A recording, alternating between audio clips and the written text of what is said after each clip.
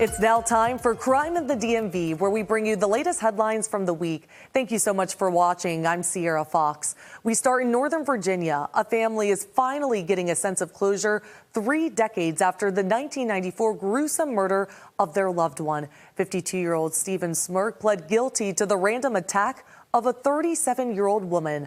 Fox 5's Stephanie Ramirez has the details. She was a married mother of a 2-year-old when police found then 37-year-old Robin Lawrence fatally stabbed inside her home. And police did pull DNA evidence of a possible suspect from that 1994 murder scene, but it wouldn't be until decades later and until newer technology, DNA, genealogy technology, that would lead the family to a Fairfax County courthouse where on Friday they heard a guilty plea.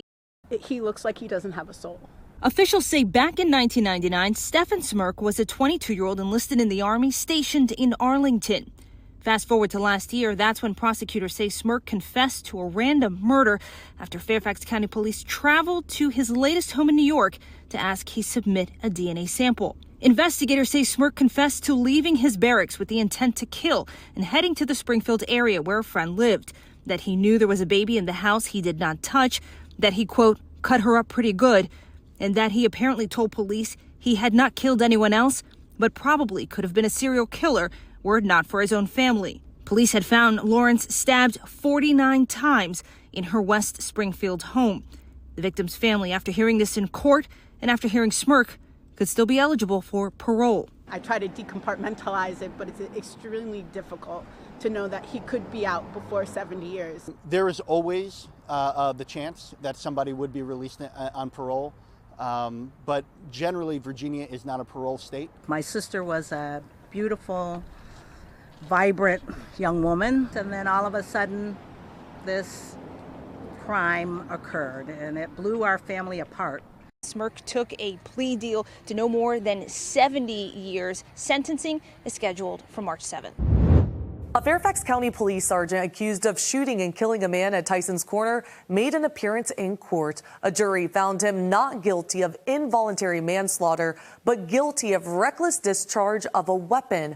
Fox 5's Katie Barlow breaks down the charges. We're just outside the Fairfax County courtroom where a group of 12 Fairfax County residents sitting as the jury in the case of Wesley Shifflet has delivered their verdict. Shifflet is accused of both involuntary manslaughter, which the jury held him not guilty, and reckless handling of a firearm, which the jury deemed him guilty in that case. It was a split verdict after about 10.5 hours of deliberation. And recall that it has taken a while to get to this point because originally Fairfax County Commonwealth Attorney Steve Descano filed charges before a grand jury and they declined to indict. He had to call a special grand jury in order to get the indictment of both charges that the jury was considering today for about 10.5 hours.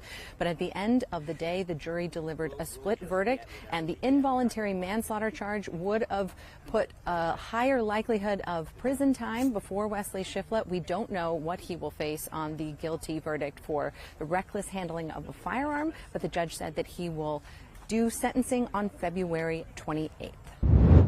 A Spotsylvania County school employee is now behind bars after allegedly sexually assaulting children with special needs on a bus. Fox 5's Nani Bonsu explains what happened.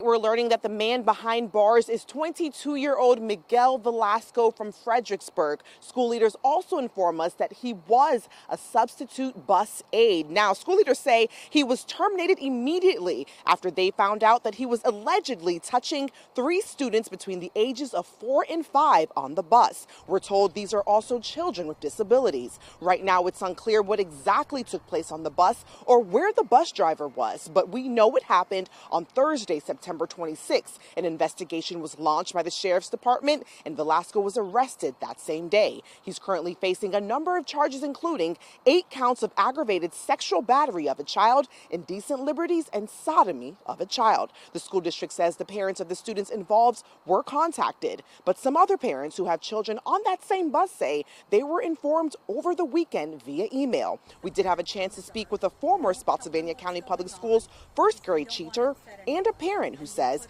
this news is disturbing and something needs to be done to keep students safe. I'm disgusted.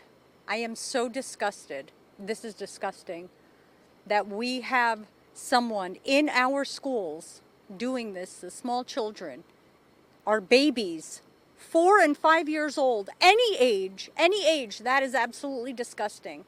And someone needs to be held accountable for this. What would you like to see be done? I would like a third-party investigation. Someone needs to pay the price for this. This man was let into our schools to do this to these babies, and someone needs to they need to be held accountable. Now, in a letter to families, the school district says, quote, Spotsylvania County Public Schools conducts a full background check, including fingerprinting and verification through the Virginia Child Abuse and Neglect Central Registry for all employees and volunteers. They go on to say that Velasco met all the criteria prior to working with students. The Spotsylvania Sheriff's Office also goes on to confirm that Velasco is a permanent resident with no known criminal record. Again, he is being held in the regional jail with no bond, and deputies also share with us that this is still an active investigation and they're looking to see if there are additional victims. Now to the district, where police are announcing an arrest in a series of sexual assaults between 2008 and 2012. The unknown suspect was at the time referred to as the Georgetown Cuddler, but investigators say these were rapes and now they've made an arrest. Fox 5's David Kaplan shares more. So D.C. police have a unit that investigates cold case sexual assaults. We are told that their work, combined with new DNA technology, helped lead to this arrest. For years, police have known that the same suspect was responsible for 5 sexual assaults at off-campus apartments near Georgetown University between 2008 and 2012, and that same suspect was responsible for a similar assault near the University of Maryland. Now, police have made this arrest. Take a look at your screen right now. This is 54-year-old Ernesto Mercado, who lives in Arlington. They say he would find potential victims, sneak into their homes while sleeping, rape them, then leave when they woke up. Right now, police are asking anyone who might recognize Mercado to reach out. He's been charged with 8 counts of sexual abuse for the D.C. cases. Investigators making the announcement today. According to court paperwork, police have been tailing Mercado in the last few weeks, but eventually got a warrant to do a DNA swab on him Monday. It came back as a match yesterday. Police made the arrest. Here's Chief Pamela Smith. We know that people often want answers right away in cases, but our detectives never gave up. And today's announcement speaks to their unending commitment to bring justice to our victims. All right, so one interesting note in the affidavit, they make specific mention, police do, that an officer doing a patrol following one of these instances in 2010 actually encountered Mercado, sent an email about the interaction saying that he seemed evasive and needed further investigation as it related to these cases on the time, but indications are no follow-up was ever done. Mercado is in the D.C. jail without bond. Staying in D.C., police are releasing images of the suspects involved in a shooting where more than 50 shots were fired. As a result, a woman got hurt and half a dozen cars and SUVs damaged. As you can imagine, people who live in Southwest are outraged. Fox 5's Shamari Stone has this story. That woman who was shot tells us that she was an innocent bystander. She's fortunate to be alive.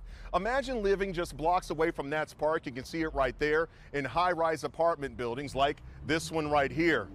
Now, you park your car and your SUVs out here on the street, and then suddenly you hear several shots fired. Some people who live in this building told me that they heard the shots. This is the Watermark Buzzard Point building. They tell me that they heard the shots fired and they're concerned for their safety. Tonight, D.C. police releasing these surveillance images showing 3 suspects accused of firing more than 50 rounds on the 1900 block of Half Street Southwest this past Saturday around 11 o'clock at night. The trio is suspected of shooting a woman who again says she was an innocent bystander. She flagged down police near Nats Park for help. Tonight, she's recovering at home. And take a look at this police report detailing the damage to cars and trucks from the rapid gunfire. Photos showing shattered windows on a Mercedes, bullet holes in a pickup truck, and some hitting an apartment window. Some people who live in the Watermark Buzzard Point building tell me they're sick and tired of gun violence in the neighborhood. What's your reaction just to hear all those shots fired? It was startling, daunting that, this is the neighborhood that I walk my dog in, and for that to occur on a Saturday night when people are out and about, it's really concerning. So our building, we've actually organized, and we all agree collectively that this is a problem. So we want to not only organize as a building, but as a community to help reduce the violence in this area. DC police are offering a reward of up to $10,000 for information that leads to an arrest and a conviction in this case. Now, we reached out to the people here, the management at Watermark Buzzard Point, to get their reaction to the residents organizing to stop the violence. We are waiting for someone to call us back. In Southwest, I'm Shamari Stone. Well, that does it for this week's Crime in the DMV. Make sure you tune in next week to stay ahead with Fox 5 right here on Fox Local as we continue to bring you the latest updates.